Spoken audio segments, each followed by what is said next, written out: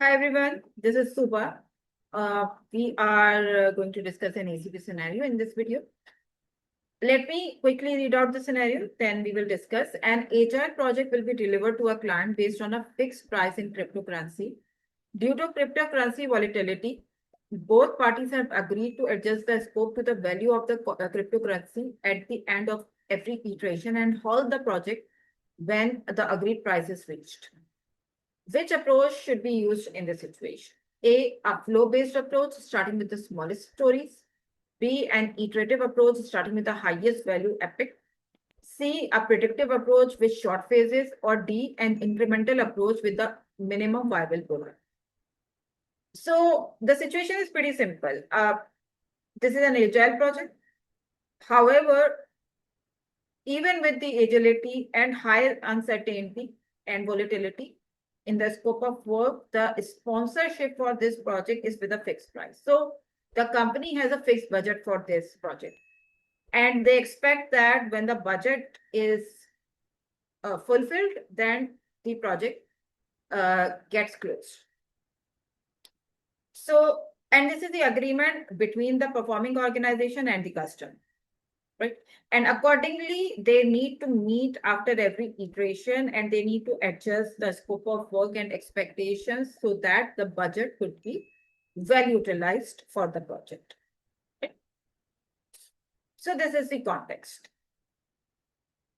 And please keep this in consideration that with a set budget, the scope is still highly uncertain and volatile. So what needs to be done has to be decided in a more frequent manner, ideally after every iteration. So budget is fixed, but scope is open and schedule is also not decided. Schedule is also dependent on the utilization of budget. Now they would like to know the best approach to be utilized in this scenario. Let's check the option choices. A flow-based approach is starting with the smallest tools. Clearly, we will not be going from the smallest deliverable to the most comprehensive deliverable. It's not supposed to be, the scope is not supposed to be prioritized in this way.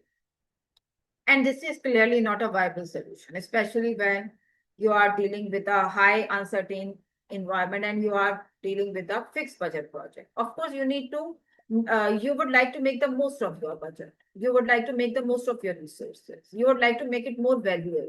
Right? And anybody and everybody would think it this way. Right? So if you have like, for instance, a budget of 10,000 USD, you would like to come up with those features, those aspects of the product which is going to create the most usefulness and worthiness for your audience. You're not go about this way that let's pick the smallest item first and then go with the most detailed item later. Right? So that's like one reason why A is wrong, and the other reason why A is wrong is like flow-based approach is not going to be very, very helpful. Flow-based approach actually provides visibility across the status of the across the states of the full project backlog. So maybe the flow-based approach could be helpful, but just saying that the whole backlog available, visible, visualized at one place, and you just go about doing the easiest item first and deferring the detailed and more complex item for later. This is not going to create the value addition for the customer. And this is not going to be the right justification for the budget as well. So A is out. B, an iterative approach is starting with the highest value aspect. Now, this is a conversation. See, it's talking about an iterative approach. So you break down the work, whatever the work is. Of course, the adjustments are going to be included accordingly. You break down the work in iterations, not even in releases. In this case, only iterations. Why? Because after every iteration, the work has to be revisited, the deliverables have to be demoed and discussed, and the backlog has to be adjusted as well.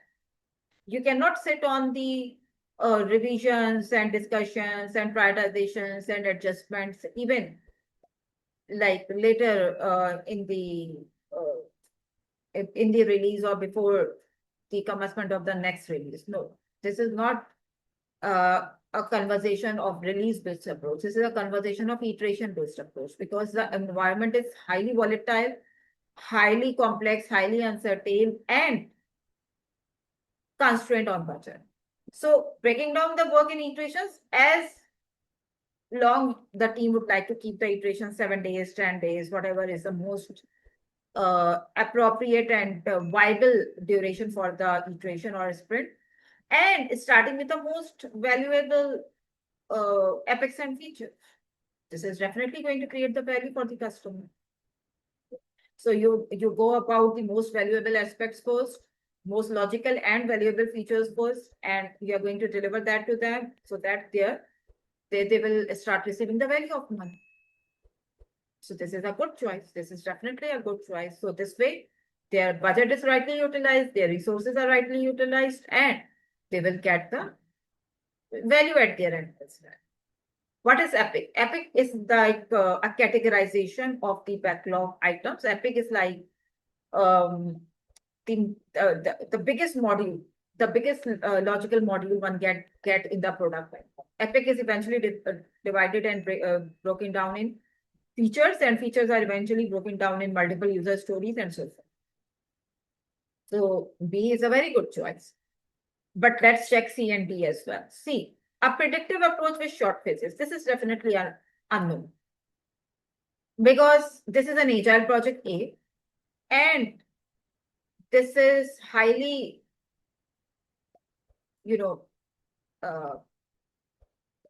volatile, uncertain, unpredictable environment as well. So you definitely can't go with predictive, because predictive deals with certainty.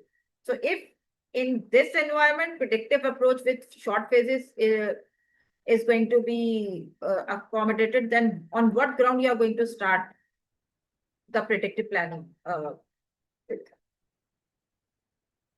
Predictive approach, even with the short phases, would require planning. Do you have a plan? No. You cannot have like a plan of 1 month or so. You cannot even have a plan of 2 weeks, maybe in this case. This needs to be revisited like at a very short frequency or in a recurrent way. So C is of course no. D, an incremental approach with the minimum viable product. Now this is something that requires discussion. So when we posted this question on our regular Wednesday ACP post, 60% of the audience went with D and 30% of the audience went with B. And we expected this. We knew that most of the people would go with D because of that MVP thing, because people think that in Agile, probably wherever you see MVP, probably that's the best answer, because MVP is something that delivers the initial level value delivery. Yes, this is correct. MVP is the first logical version of your product with which you enter in the market. You give your customer the perspective of the product and you try to gauge them. Right? With MVP, you start gauging your audience and your customers and end users. So, and MVP is an incremental approach, because MVP is the first version of the product, and every other version later on is like an add-on to the MVP. So, which is termed as MMP, minimum marketable product. So,